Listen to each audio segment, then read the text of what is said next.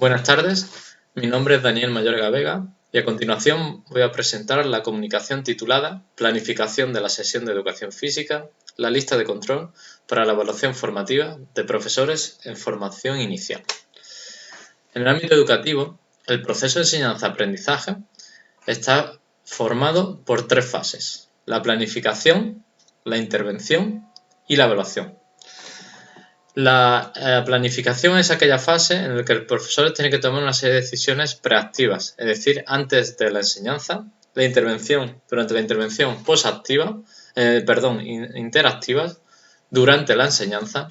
Y en cuanto a la evaluación, decisiones principalmente posactivas, es decir, después de la intervención docente o la enseñanza en sí misma.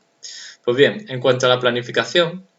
esta estuvo originariamente marcada por las directrices de la UNESCO, en las que nos gustaría destacar la recomendación en la que indica que la planificación en el ámbito educativo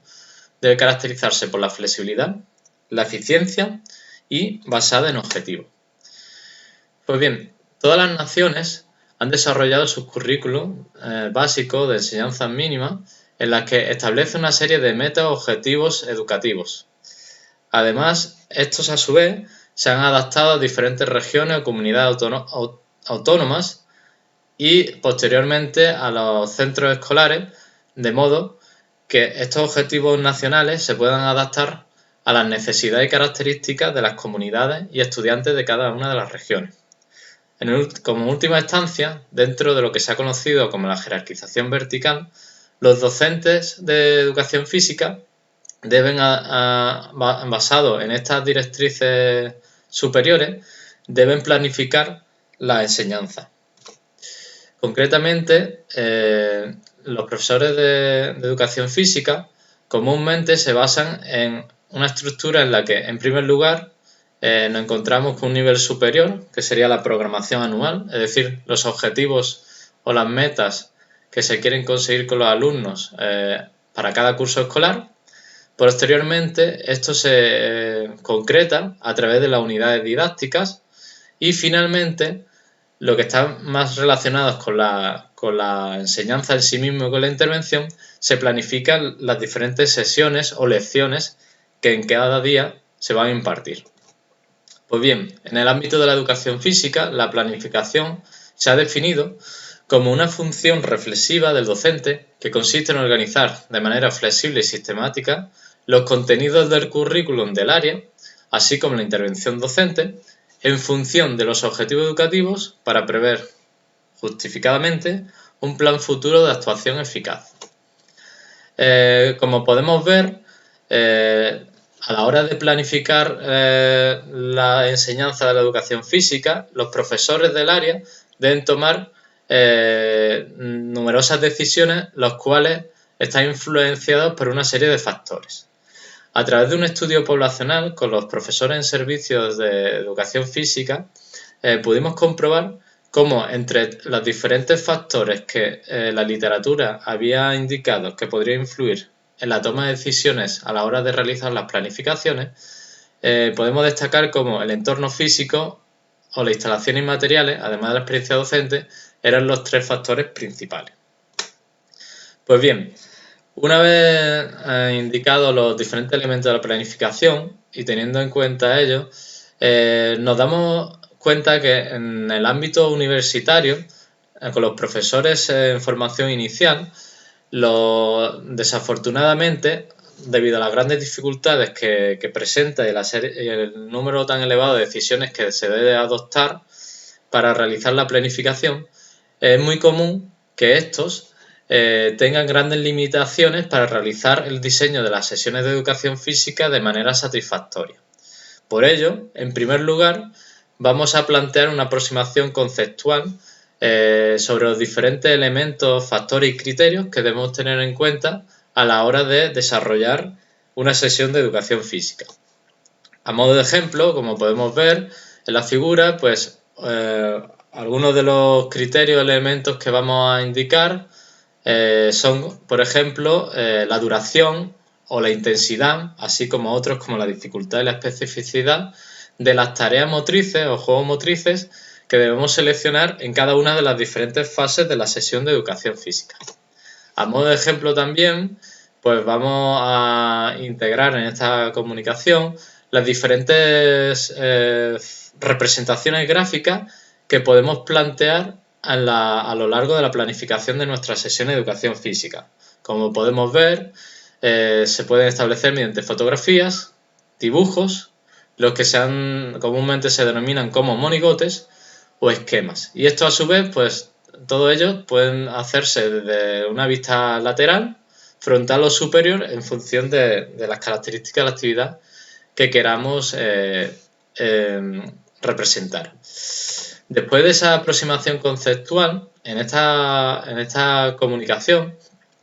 vamos a hacer una presentación de dos modelos de sesión tipo, fichas de modelo de sesión tipo, para los diferentes niveles de competencia de profesores de educación física en formación inicial. Concretamente estableceremos dos, un modelo de sesión básico, pensada principalmente para aquellos estudiantes universitarios que se encuentran en los primeros cursos o las primeras asignaturas del área, en el que, como su propio nombre indica, se desarrollarán o tratarán únicamente los elementos esenciales, de los cuales tenemos la imagen en pantalla,